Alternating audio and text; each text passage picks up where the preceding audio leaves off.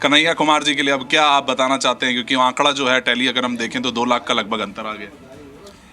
नहीं, हम तो क्षेत्र की जनता का धन्यवाद करना चाहते हैं। नॉर्थ ईस्ट दिल्ली का प्रत्येक मतदाता, हमारे साथी, हमारे भारतीय जनता पार्टी के कार्यकर्ता और हमारे और भी साथी, उन लोगों के सामने मैं नतमस्तक हूँ।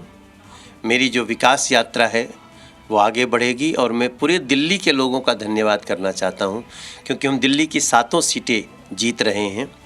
मैं धन्यवाद नरेंद्र मोदी जी का और शीर्ष नेतृत्व का भी करना चाहता हूँ, जिन जिन लोगों ने हमारे क्षेत्र में कार्यक्रम किया। और नरेंद्र मोदी जी एक बार फिर से देश की सेवा करने जा रहे हैं। और एक बड़ी खबर आ रही है मध्य प्रदेश के इंदौर से। इंदौर में कौन आगे कौन पीछे, कौन जीता कौन हारा, वो सारी तस्वीर आपके सामने हम रख रहे हैं। साथ ही साथ आपको बता रहे हैं ब्रेकिंग न्यूज में कहां से अब तक नतीजे घोषित हो गए। ये देखिए, इंदौर सीट से बीजेपी ने रिकॉर्ड जीत दर्ज की है। रिकॉर्ड जीत यहां पर इंदौर से शंकर लालवानी ने 11,75,000 वोटों से जीत दर्ज की है। यहां से कांग्रेस के उम्मीदवार ने आखिरी समय में अपना नाम वापस ले लिया था, शंकर लालवानी ने। ये मुझे लगता है कि अब तक के इतिहास में बहुत बड़ी जीत होगी। एक वक्त रामविलास पासवान ने रिकॉर्ड वोटों से चुनाव जीता था। और ये देखिए बिहार से, और ये देखिए इस वक्त इंदौर से खबर है। इंदौर से एक और खबर ये थी कि नोटा दूसरे नंबर पर रहा। 96,000 से ज्यादा लोगों ने नोटा का इस्तेमाल किया। उसके पीछे बड़ी वजह यह बताई जा रही है कि कांग्रेस के कैंडिडेट ने अपना नाम वापस ले लिया था, तो जिन्होंने नोटा दबाया वो ज्यादातर कांग्रेस के समर्थक थे।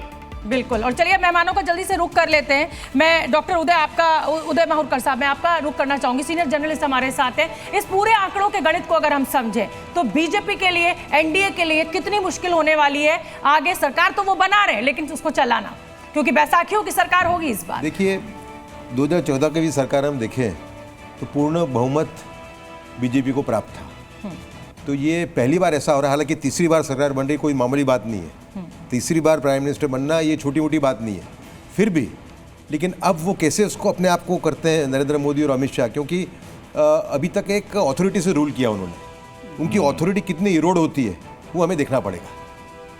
मतलब आप ये कह रहे हैं कि एक तो आपकी अपनी खुद की मेजॉरिटी, सर आप ये कहना चाह रहे हैं कि एक तो अपनी पार्टी की खुद की मेजॉरिटी सीटें आई और एक उसका भी गठबंधन सरकार, कम सीटें जो आई उसका भी मैं एक विश्लेषण करना चाहूँगा आपके सामने। मैं ऐसा मानता हूँ कि 2014 के मैंडेट थी बीजेपी की, वो 2 काउंट पे थी। एक थी गुड गवर्नेंस, दूसरी थी restoring lost values in politics.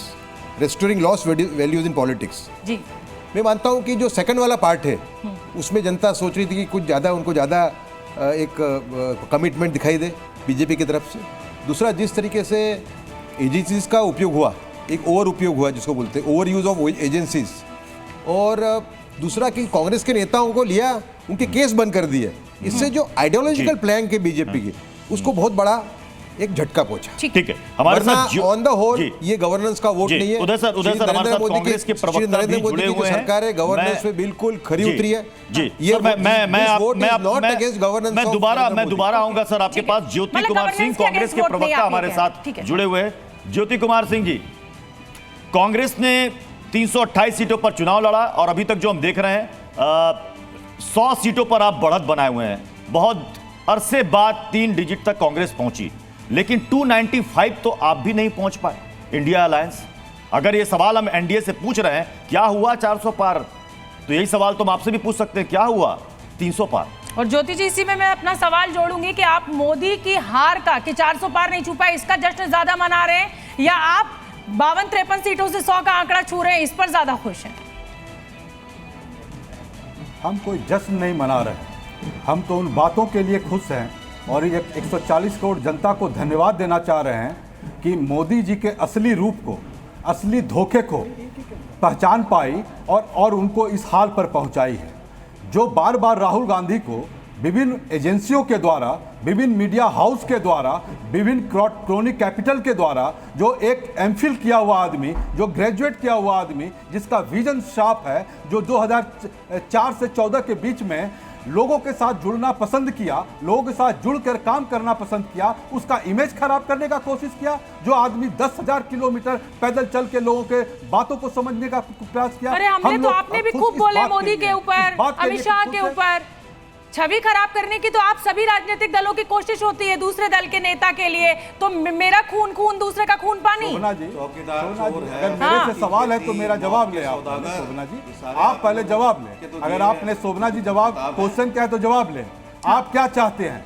आप क्या चाहते हैं? अगर प्रधानमंत्री 140 करोड़ जनता को मुजरा करने के लिए अगर सलाह देते हैं तो क्या करें? उनको हम नहीं, गलत जो भी बोलेगा। जब प्रधानमंत्री ने ये बयान दिया था जी न्यूज़ में, जब अपनी डिबेट्स की थी, प्रत्युष सुबह 10 बजे डिबेट करते हैं, प्रत्युष ने इस पर सवाल पूछा था। ऐसा नहीं है कि हमने बीजेपी के प्रवक्ता से सवाल नहीं पूछा।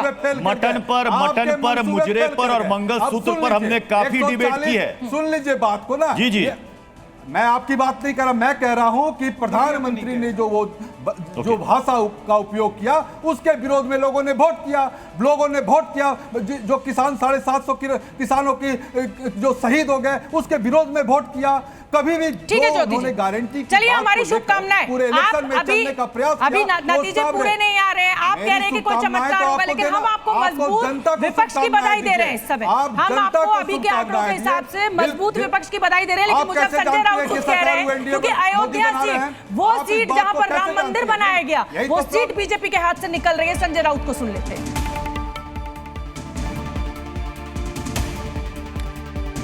बीजेपी के साथ है, वो हमारे साथ में। अयोध्या में बीजेपी हार गई, फैजाबाद बीजेपी हार गई, जहां इतना बड़ा इवेंट किया था मोदी जी ने, ध्यान 14 दिन का व्रत किया, कल ध्यान किया। देश की जनता ने नरेंद्र मोदी जी को नकारा है, मोदी को फेयरवेल दिया है, मोदी जी को बस हो गया। अब ये देखिए 2-3 अगर इनके बिंदु निकाले इनके बयान से कि अयोध्या जो कि फैजाबाद लोकसभा सीट के अंदर आती है, फैजाबाद सीट हार गए बीजेपी। वो कह रहे हैं कि वहाँ देखिए लल्लू सिंह, हालांकि अभी परिणाम घोषित नहीं हुआ है, लेकिन वहाँ पर समाजवादी पार्टी आगे चल रही है। दूसरी चीज़ वो कह रहे हैं मोदी जी को फेयरवेल अब दिया जा रहा है। बामजी सर, ये अयोध्या फैजाबाद सीट अगर बीजेपी हार जाती है, अभी तो पिछड़ रही है, ये क्या इसे माना जाएगा? 2 बार से यहाँ पर 2014 से लगातार सांसद हैं लल्लू सिंह। नहीं, ये तो बिल्कुल सबसे सरप्राइजिंग रामलला की प्राण प्रतिष्ठा, राम मंदिर का मुद्दा, और उसके बाद अगर ये सीट बीजेपी लूज कर रही है, जनवरी 22 के बाद ऐसा होना तो नामुमकिन टाइप सिचुएशन है, मगर ये हो रहा है। मेरा मानना है कि जो हिंदू कंसोलिडेशन 2004 बार हमने देखी है उत्तर प्रदेश में,